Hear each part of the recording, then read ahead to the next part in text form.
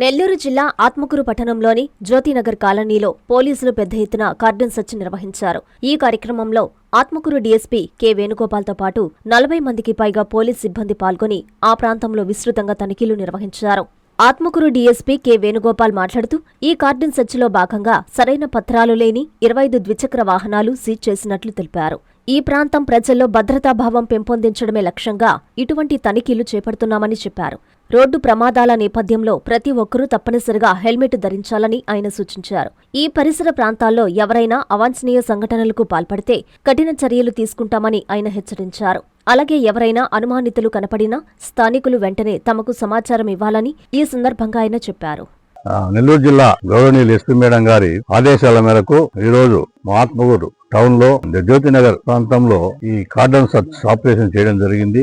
దీంట్లో 2 సిఐలు, ఆత్మకూరు సి గంగాధరరావు, సంగం సి శ్రీనివాసరెడ్డి, 10 మంది ఎస్ఐలు, ఒక 40 మంది కానిస్టేబుల్స్, ఉమెన్ కానిస్టేబుల్స్ అంతా కలిపి ఈ జ్యోతినగర్ లో కార్యక్రమం చేయడం జరిగింది. దీని ముఖ్య ఉద్దేశం ఏమంటే ఈ గంజాయి సంబంధించి ఆపరేషన్ ప్రహార్, వజ్రప్రహార్ కార్యక్రమాన్ని ప్రభుత్వము చేపట్టింది. దీని ముఖ్య ఉద్దేశం ఏమంటే గంజాయి లేకుండా ఎక్కడ కూడా చేయడమే దీని ప్రధాన ఉద్దేశం. ఈ గంజాయి వలన చాలా మంది నష్టపోతున్నారు, చాలా మంది యువత నష్టపోతున్నారు, ఫ్యామిలీస్ నష్టపోతున్నాయి. కాబట్టి దీనికి ఈగల్ అనే ఒక ఐజీ గారు ఉన్నారు, ఆయన ఆదేశాల మేరకు ఈ రోజు చేయడం జరిగింది. అంటే ఇల్లు కూడా అనుమానం ఉన్న ఇళ్లను సెర్చ్ చేయడం జరిగింది. ఒక 25 మోటార్ సైకిళ్లు సీజ్ చేయడం జరిగింది. అవన్నీ పరిశీలించడం జరుగుతుంది, సరైన రికార్డ్స్ ఉన్నాయా లేదని చెప్పి అందరికి కూడా ఈ కాలనీ వాసులందరికీ కూడా కలిపి వాళ్ళకు చెప్పడం జరిగింది.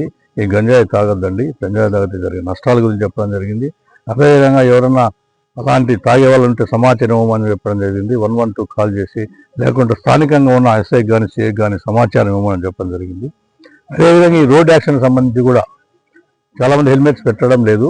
అవి పెట్టుకొని ఒకటి భద్రతను పాటించమని, నియమాలు పాటించమని, చట్టబద్ధంగా ప్రవర్తించమని చెప్పడం జరిగింది. అదేవిధంగా ఈ దొంగతనాల గురించి కానీ, ఇంకా ఈ సైబర్ నేరాల గురించి కానీ వీళ్ళందరికీ ఉద్దేశించి చెప్పి భవిష్యత్తులో ఎట్లాంటి జరగకుండా చూడమని ఈ కార్డన్ సెర్చ్ అనేది కంటిన్యూగా చేయడం జరుగుతుంది. ఈ ముఖ్య ఉద్దేశం నేరాలను నియంత్రించడమే ప్రధాన ప్రాధాన్యతగా పెట్టడం జరిగింది. శ్రీ తల్పగిరి రంగనాథ స్వామి దేవస్థానం, రంగనాయకులపేట, నెల్లూరు. బ్రహ్మోత్సవ ఆహ్వానము ఫిబ్రవరి 26వ తేదీ నుండి మార్చి 8వ తేదీ వరకు. ఫిబ్రవరి 26వ తేదీ సాయంత్రం 5:30 అంకురార్పణ, మార్చి 2వ తేదీ రాత్రి 9 గంటలకు హనుమంత సేవ, 3వ తేదీ రాత్రి 10 గంటలకు బంగారు గరుడ సేవ, 4వ తేదీ సాయంత్రం 7 గంటలకు కళ్యాణోత్సవం, 5వ తేదీ ఉదయం 8:30 రథోత్సవం తిరుత్తేరు, 6వ తేదీ సాయంత్రం 6:30 తెప్పోత్సవం జరుగును. కావున భక్తులెల్లరూ విచ్చేసి శ్రీ స్వామివారిని దర్శించి తరించగలరని కోరుచున్నాము. దేవస్థానం అభివృద్ధికి సహాయ సహకారాలు అందిస్తున్న రాష్ట్ర పురపాలక శాఖ మంత్రివర్యులు గౌరవనీయులు శ్రీ పొంగూరు నారాయణ గారికి, రాష్ట్ర దేవాదాయ శాఖ మంత్రివర్యులు గౌరవనీయులు శ్రీ ఆనం రామనారాయణ రెడ్డి గారికి, లోక్సభ సభ్యులు గౌరవనీయులు శ్రీ వేమిరెడ్డి ప్రభాకర్ రెడ్డి గారికి కృతజ్ఞతలు. ఇట్లు ఆళ్ల శ్రీనివాసరెడ్డి, కార్యనిర్వహణ అధికారి.